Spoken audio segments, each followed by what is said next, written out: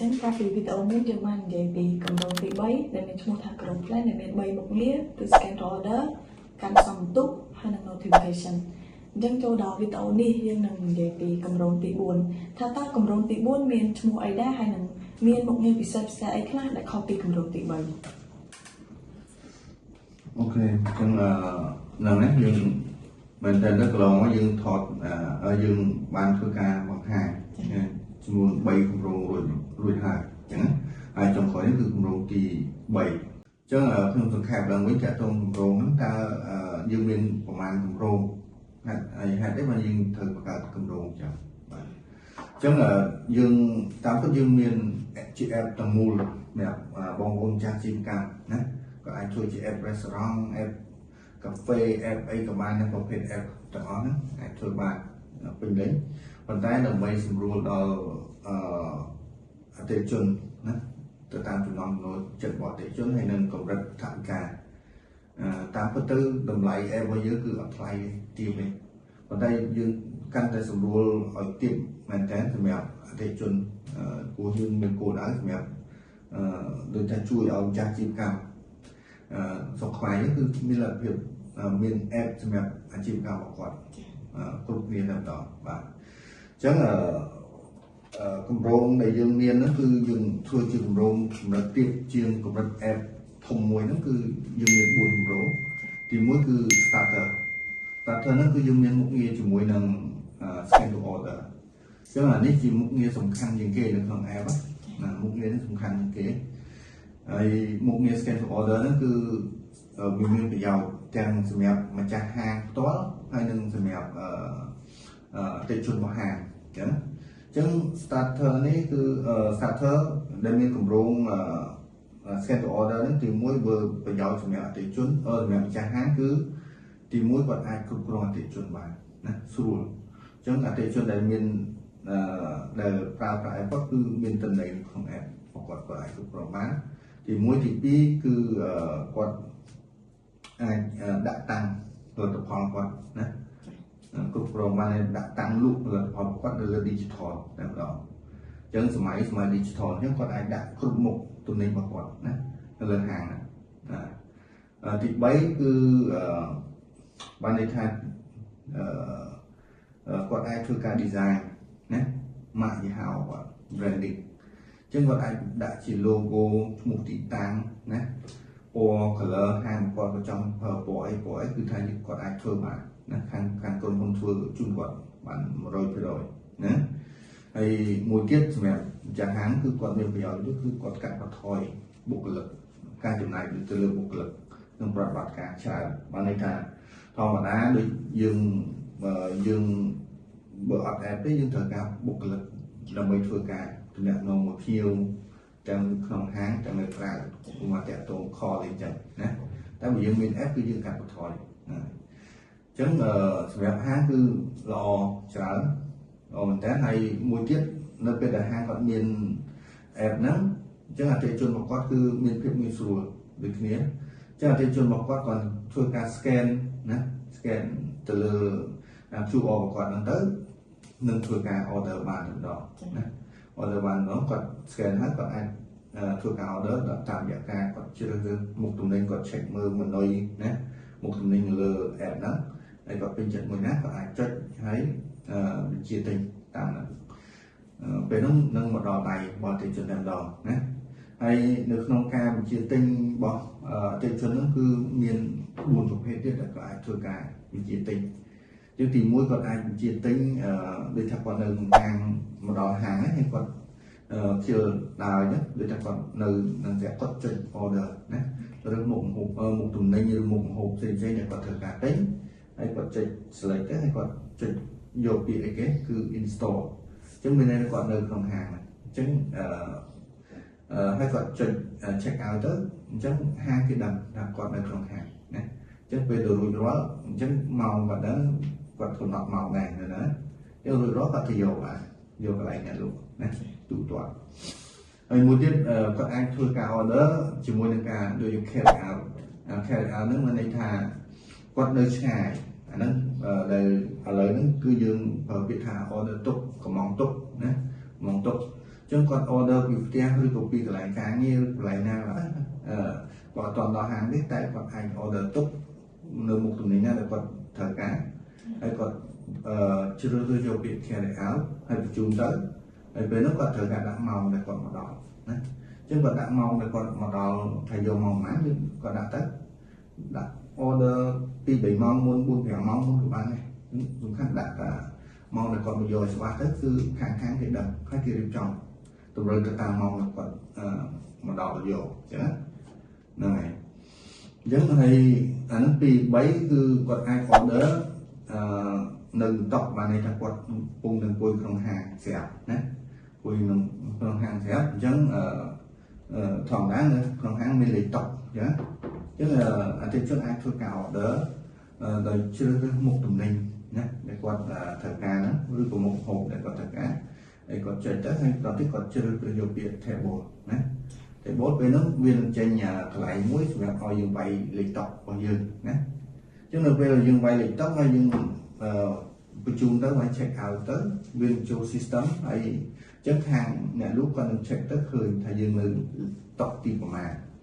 ហ្នឹងគេដឹងហើយអញ្ចឹងគេធ្វើមកគឺចំណាយពេលបាន10 5 10នាទីពេលទៅមកហូបឬក៏កាហ្វេអីហ្នឹងធ្វើហើយគេនឹងយកមកឲ្យតុយើងតែម្ដងដែលយើងមិនបាច់ទំនាក់ទំនងមួយបុគ្គលិកទៅមកខាតពេលអញ្ចឹងហាងក៏ចំណេញអត់បាច់ប្រើបុគ្គលិកណាហើយអ្នកទិញក៏គាត់អត់ពិបាកក្នុងការទៅកំងឈរចាំអីចឹងគឺស្រួលមែនតើណាហ្នឹងហើយហើយពិសេសមួយទៀតគឺការ order delivery បានន័យថាអតិថិជនក៏អាចកំងពីចម្ងាយណាពីផ្ទះឬពីកន្លែងការងារឬកន្លែងណាក៏ដោយអញ្ចឹងគាត់កំងរើសមុខទំនិញហើយគាត់ចុចទៅហើយតទៅគាត់ជ្រើសរើសយកពាក្យ delivery ពេលជ្រើសរើសយកពាក្យ delivery ហើយគាត់ចុច next ទៅវាចេញgeolocation ចេញ map មកហើយគាត់អាចគាត់ទៅសេរីទីតាំងឲ្យត្រូវគាត់មិនបាច់ចាំវាយទីតាំងទៅគាត់មិននឹងវាយមិនត្រូវអត់ទេណាវាស្រួលដោយសារវាចេញជាpin ណា pin ទីតាំងគាត់ទាញសេរីឲ្យចំកន្លែងគាត់មកហើយគាត់ check out ទៅទិន្នន័យហ្នឹងនឹងចូលទៅ system របស់អ្នកលក់ណាអញ្ចឹងពេលហ្នឹងអ្នកលក់គេ check ទៅឃើញទីតាំងដាក់អញ្ចឹងគេធ្វើម្ហូបហើយគេចំណាយពេលធ្វើ4 10នាទី5នាទីគេដឹកចេញទៅអញ្ចឹងការដឹកជាធម្មតាប្រហែលជា10ទៅ5នាទីណាចុងបូកសរុបទៅអាចប្រហែលជា25 30នាទីនឹងទទួលបានតំណែងអញ្ចឹងគឺស្រួលមែនតើសម្រាប់ app ហ្នឹងហើយបញ្ជាក់មួយទៀតហ្នឹងគឺតាក់ទងដូចថា scan to order ហ្នឹង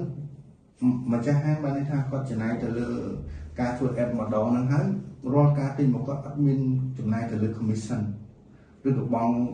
ស្អីផ្សេងៗមកឲ្យក្រុមហ៊ុនទេProfit អត់មានទេគឺបានតែគាត់លក់គឺទទួលបានផលប្រយោជន៍ 100% ហ្នឹងហើយហ្នឹងតាក់ទង scan to order ណាហើយបន្តទៀតគឺតាក់ទងនឹងការសំទុកណាការសំទុកអញ្ចឹងភាសាអង់គ្លេសហៅថា loyalty program អាហ្នឹងគឺមានសារៈសំខាន់សម្រាប់ជំរុញឬក៏ការថែរក្សាភ្ញៀវឲ្យមកជាប្រចាំដោយតាមរយៈការហ្នឹងគឺយើងមានការលើកទឹកចិត្តសម្រាប់អតិថិជនរបស់ហាងហ្នឹងគឺមានន័យថារាល់ការទិញហាងនឹងផ្ដល់ផលប្រយោជន៍ឲ្យអ្នកទិញហើយធម្មតាយើងដឹងហើយគឺអ្នកទិញគាត់ត្រូវការផលប្រយោជន៍ផលចំណេញហាងមួយដែលផ្ដល់ផលចំណេញឲ្យគាត់ហើយហាងមួយទៀតអត់ផ្ដល់ផលចំណេញឲ្យគាត់ធម្មតាគាត់រត់រកហាងដែលមានផលចំណេញអញ្ចឹងបានជាហើយចាក់ស្ដែងហ្នឹងគឺប្រហែលជា10ឆ្នាំអីជាងដែរហើយគ្រប់ហាងកាហ្វេហ្នឹងគឺគាត់ប្រើកម្មវិធីហ្នឹងតាមរយៈការប្រើกระดาษនឹងกระดาษវាយត្រាជាតែកន្លែងលាងឡានអីលាងឡានគឺប្រើហ្នឹងដែរណាលាងប្រហែលដងបាន free ប្រហែលដងអញ្ចឹងតែឥឡូវនេះគឺយើងអត់ប្រើกระดาษហ្នឹងទេយើងមានកម្មវិធីសំបន្ទុកហ្នឹងណាការសំបន្ទុកដោយនៅក្នុង app តែម្ដងនៅក្នុង digital តែម្ដងអញ្ចឹង feature មួយនេះផ្ដល់ផលចំណេញទាំងសម្រាប់ម្ចាស់ហាងគឺរក្សាអតិថិជនឲ្យមកកន្លែងគាត់ជាប្រចាំទីឲ្យផ្ដល់ក្តីស្រឡាញ់ពីទទួលបានក្តីស្រឡាញ់ពីម្ចាស់ហាងពីអតិថិជនរបស់គាត់ជាប្រចាំ ấy tóm tiết nẹt tích của bạn còn giờ từ bây bạn trở thành tạm biệt cả discount tinh tế nhé là này ấy tóm tiết cứ một tiết cứ chạy trong một nghề tí bảy như push notification này trong push notification nó cứสำคัญเหมือนกันคือสำคัญไหมคือแตะตรงการเธอmarketing sale เลื่อนจิบแค่โปรโมชั่นเลื่อนมา push notification เราได้ยังออกมาจากติดจนยังมี100เนี่ย200เนี่ย500เนี่ยในเครื่องแอปไปเยอะนะในเครื่องแอปไปเยอะจังไอ้จิตตัวเตอร์ออกมาจากแอปยังแอปห้างกาแฟหรือก็ได้สร้างนะจังอาจจะจนในวัดปลาแอปยังคือจิตตัวเตอร์คือจีเนตได้สลายหรือโจจัดมุกโฮบอยู่ไหนนะมุกโฮบอยู่ไหนจังรอการสอบสายบ่อยเยอะคือสอบสายแกะตัวหนึ่งตุ่มหนึ่งในเครื่องห้างอยู่นะจังขณะยังโพสต์มีในใจยังโปรโมทดูจิตแกะตัวทำdiscount นะ discount มาดอก5%นะดอก5%จ้ะหรือก็มุกตุ่มหนึ่งทำไมđể dừng một hộp may một tuần may để dừng từ cả hai sạch chứ không mà tuần này một hộp mấy thì thòng nãy dừng chọn cái sàn chọn sàn dừng design tới tính tới hay dừng đặt discount đâu mà đã một khi rồi cứ sang xong kia rồi sạch vô mấy chứ discount còn đó một hộp của mấy chân nè từ chuột được không đại dẫn buôn bèo mọi nè bay buôn hỏi nè chứ push mà phải tới cứ cho đo đây của quả trận đóให้อันมีจุดไหนเลยการใส่เนี่ยตัวเลยการพูดถึงเนี่ยยังอาจจะจนตั้งอ๋อนั่นก็เป็นแค่ตอนอันนั้นเคยยำเลยวันนั้นเราไปเรียนจุดแต่ก็เมื่อเคยทำไมเนี่ยให้ตุนนองเนี่ยนะตุนนองใช้เนี่ยให้เป็นดิสคาวน์รอเนี่ยเป็นนั่นคือการหลุดของยังคือการหลังคลังจังพูดนั่นคือยังเธอเนื้อเป็นนายกับบ้านคนไทยก่อนท่าอันนั้นคือปลาประจำไง discount อย่าไปคลายแบบไงนั่นแบบจะหลอกยังไงนี่ต่อไงนี่อย่าไปคลายก็ยังเปิดพูดนี่จุ่มยังเสิร์ฟเพียงมันแต่นะไอ้ยันยังทัวร์มาเดี๋ยวนั้นคือไปจะพูดtới ออกจากไหนเลยเด้ไอ้จอมโกได้มาแต่จนยังจอมประมาณคือเชื่อแต่จนเลยจูจัดmột tuần này như lần đó bài thử cô lại để cho những lần đó này chẳng push notification ấy như có chỉ chui trang đấy chẳng bộ chùm mùi nâng là nắng hay còn ai màu đỏ hàng to và ai order những bạn khơi push tới còn ai một số vài giáo viên scan được order về bị app ai đặt nè order đặt có trong màu có trong ở đất đặt liền chẳng bộ chỗ người bảy ní cứ cái tham việc ở xa này nè scan order cả trong túp thành push nè trong bay nâng chỗ hay như thế là thực hiện ở đây cho bờ mây clear người ấy của bạn còn bánh máuคือcòn là rất là order bánh nữaคือcủa mua sản lọ trong nhà còn trong order từ mấy từ màu order bánh order bánh nè cứ đặt từ đó liền nhé rồi còn trong màu liền khơi liền nè ấy nó về rò ca tên một quát từ từ bànการประตูประแทนเกียรติจังคือกระทำเป็นออกคลังแต่สำหรับอาชีพการบองโอนนะเพราะฉะนั้นบองโอนมีแอบนั้นให้มีมุกเงียตะไปนั้นก็รอนะcòn ta ở lớn nhất cái dương miền tập hành một nhiều một tiết cứ discount nè dân ở dân lấy mơ platform để lúc đây cứ chỉ platform này miền cả tăng một hàng discount tràn nè mình tha hàng to là dân đào được khơi nhỉ hàng là dân đào được to khơi mình được tràn nó chỉ tôi tới cái discount được tràn chỗ chậm nó lừa đi bỏ bà đấy cứ bảo tôi cứ thấy discount tôi biết nhá trong mình được trôi chậm nhớ dân đôi khi sẽ hàng bong bóng ổn xin thì chọn rồi thì chôn trôi chậm lắm vì tôi cái hàng mà giữ miếng discount cha sẹp thì chôn nè nè bên đây là mấy con này ôm mà làm một hộp giữ miếng khai sản thật bộ nhưng mà miếng discount này sao nè có miếng discount này hot đắt có lúc mình đắt có discount lúc đắt bộ món có discount lúc đắt kháng có discount dân tam được là thòng chuyện ណាហើយហាងថាឃើញគាត់ឃើញថាអូមានមុខម្ហូបថ្មីអាចធ្វើផ្លាកមួយចងអញ្ចឹងមុខថ្មី discount ប៉ុណ្ណឹងណាហើយអាហ្នឹងវាអត់ផ្លេចបានថាដាក់តាំងមួយហ្នឹងហើយចូលមកគាត់មុខម្ហូប20-30មុខហើយគាត់ចង់ discount 10មុខ5-10មុខគាត់ធ្វើមិនជាងគាត់ត្រូវការ design ផ្លាកនឹងចងគ្រប់កន្លែងពេញហាងអត់ការពិបាកណាហើយអានឹងមកថាធ្វើឲ្យដល់ discount មួយខែ2ខែចឹងវាពិបាកអត់ផ្លេចទេអត់ស្រួលទេណាចឹងពិបាកហើយមួយទៀតដល់ពេលដែលយើងdiscount ដាក់ចងនៅហាងអញ្ចឹងមានន័យថាយើង discount របស់យើងអត់បានហៅភ្ញៀវទេអត់បានទៅហៅភ្ញៀវមកទេគឺមានន័យថាដល់ពេលដែលភ្ញៀវមកអង្គុយតុហើយគាត់មើលគាត់ឃើញអូ discount អញ្ចឹងក៏គាត់ទិញទៅណាតែ discount ហ្នឹងក៏អត់បានទៅហៅភ្ញៀវមកទេណាតែសម្រាប់ app របស់យើងនេះគឺមុខងារ discount នេះមានន័យថាយើងអាចតាំងមុខទំនិញយើងអូមកថា30មុខយើង discount 10មុខអីចឹងទៅ10មុខ5-10មុខតាមដែលយើងចង់ណាហើយយើងផ្សេងគេ discount មកយើង design នៅក្នុង discount ហ្នឹងគឺយើងអនុញ្ញាត platform អនុញ្ញាតយើងធ្វើការ design ឬក៏ដាក់តាំងបង្ហាញនៅគ្រប់មុខផលិតផលដែលយើងចង់ discount ណាអញ្ចឹងការ discount ហ្នឹងយ៉ាងម៉េចអញ្ចឹងដូចជាឥឡូវឧទាហរណ៍ថាកាហ្វេឬក៏ restaurant មួយណា restaurant អញ្ចឹងប្រភេទអាហាររបស់យើងគឺធម្មតាយើងធ្វើយើងអូមកថាយើងធ្វើតម្លៃអស់2000រៀលណាជាទូទៅប្រហែលជាយើងលក់4000រៀលណា4000រៀលអញ្ចឹងសរុបមកវិញ4000រៀលដែលយើងលក់ចេញគឺយើងចំណេញ 50% ចំណេញ2000នៅក្នុងហ្នឹងណា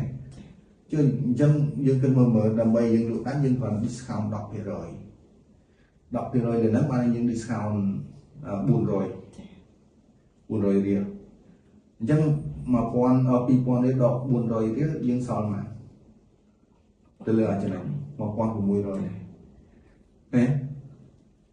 មិនចំណេញតែអាចជួយយើងលក់ដាច់ច្រើនជាងមុនណាលក់ដាច់ច្រើនជាងមុនអញ្ចឹងជាពិសេសគេឆ្លាតវៃនៅក្នុងការធ្វើអាជីវកម្មហ្នឹងគឺយើងមើលមុខទំនិញណាដែលអត់សូវដាច់គេដាក់ discount ច្រើនណាដូច Zendo អី Zendo ទៅមើល discount 70% 80% ប៉ុន្តែមុខទំនិញមកទាំងអស់ហ្នឹងក៏ discount នៅមុខណាប្រហែលមុខប៉ុន្តែអា discount នោះទាញមនុស្សទៅចូលណាចូលអញ្ចឹងយើងមាន20-30មុខ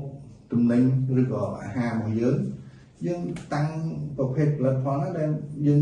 លក់អត់សូវបានយើងដាក់ discount ច្រើនតិចទៅ discount ប៉ុន្មាន 20% អស់ប៉ុន្មាន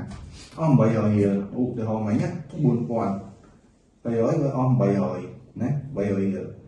ចឹងយើងនៅចំណេញនេះយើងចំណេញប៉ុន្មានចំណេញ1200ដែរចឹងអាហ្នឹងយើងដាក់20ដែរជាទូទៅយើងដាក់5 10ហើយយើងដាក់ច្រើនចឹងពេលហ្នឹងបងប្អូន check មើលក្នុង system ហ្នឹងឃើញចឹងនៅក្នុង app ហ្នឹងពេលអតិថិជនគាត់បើកទៅមុននឹងទិញ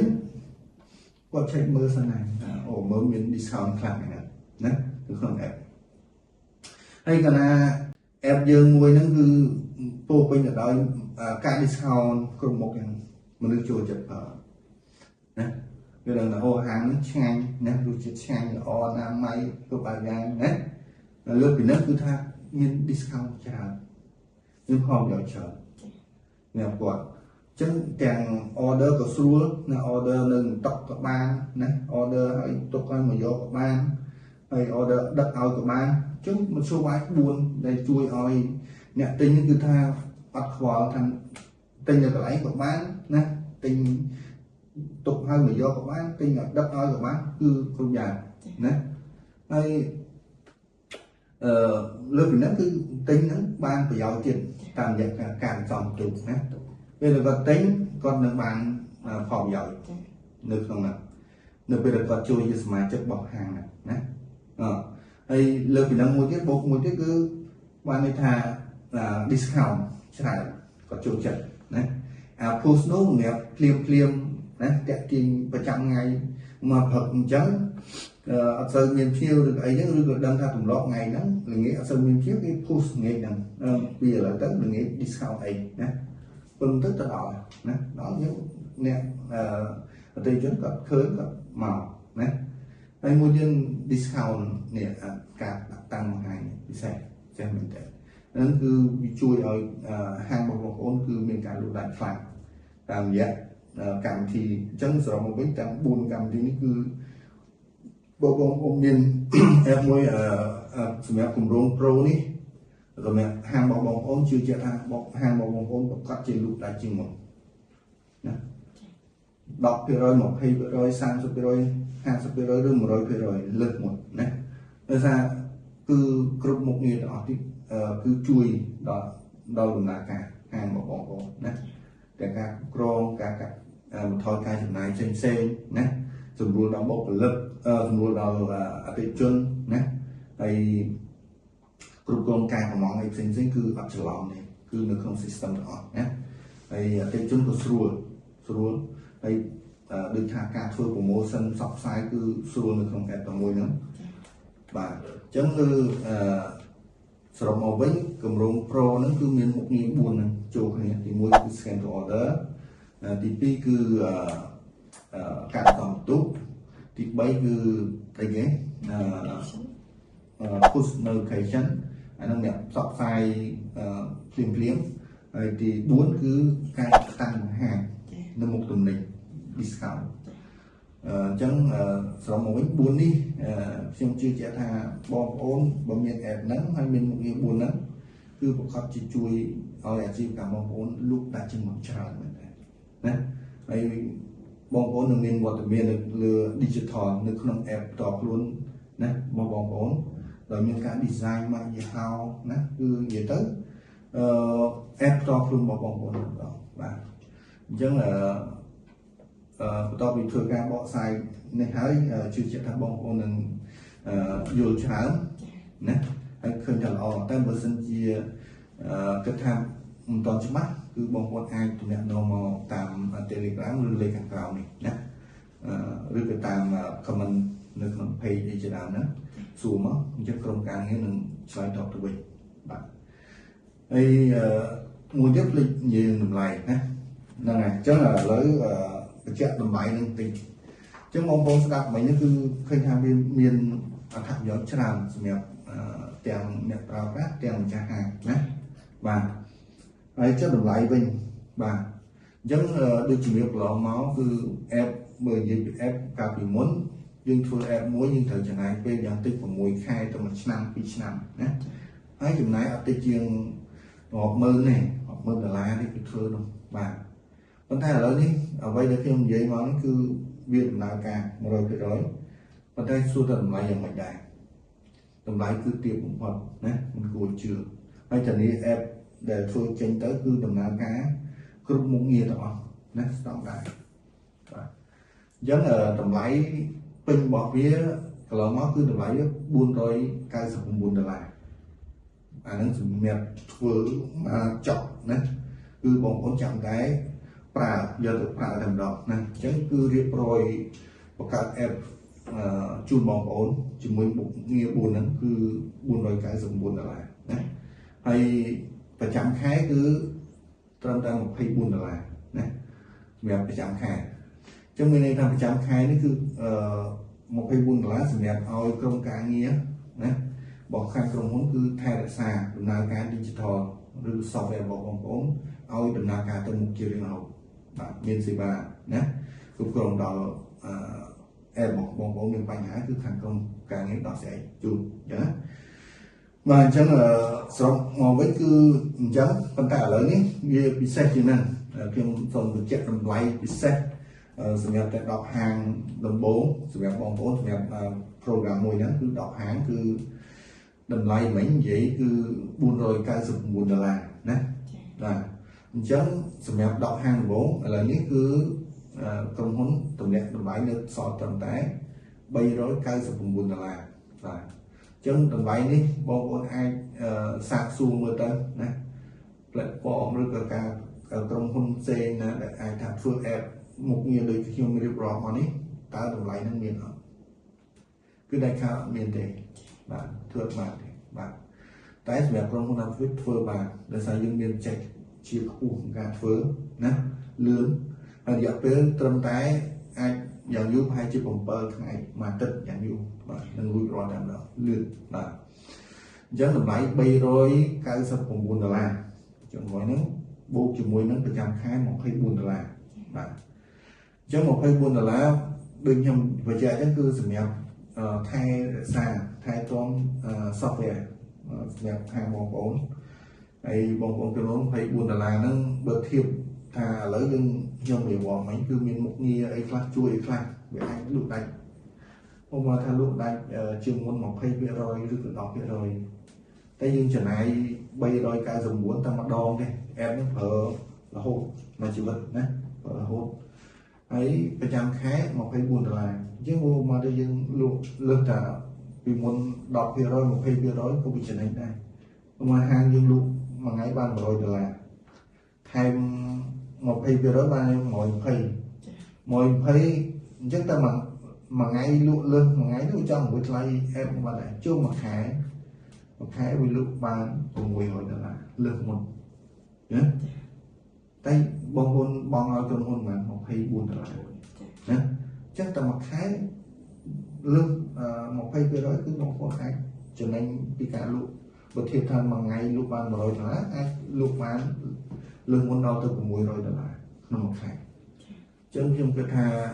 តម្លៃនេះគឺសមរម្យសម្រាប់បងប្អូនម្ចាស់អាជីវកម្មអាចជួយការវិនិយោគបានណានេះគេហៅថាការវិនិយោគបងប្អូនហ្នឹងហើយបើបងប្អូនគិតថាទិញមិនត្រូវទិញណាទិញវាត្រូវប៉ុន្តែអាហ្នឹងគេហៅថាយើងមិនអត់ទេយើងត្រូវវិនិយោគហើយហ្នឹងហៅការវិនិយោគណា$399បានអេបមួយបម្រើឲ្យអាជីវកម្មបងប្អូនណារហូតណាហើយ$24សម្រាប់សេវាកម្មថែទាំពីក្រុមហ៊ុនបាទដែលជួយឲ្យក្រុមហ៊ុនបងប្អូនមានវត្តមាននៅលើ digital ណាហើយអាចលក់ដាច់ច្រើនជាងមុនហើយមាននិយាយទៅ branding បងប្អូនគឺពេញលេញនៅលើ digital តែម្ដងបាទយើងអរគុណច្រើនហើយសង្ឃឹមថាបងប្អូននឹងអាចគិតមើលហើយបើមិនតន់ច្បាស់លាស់អីបងប្អូនអាចសាកសួរបានគ្រប់ពេលបាទអរគុណច្រើនបាទ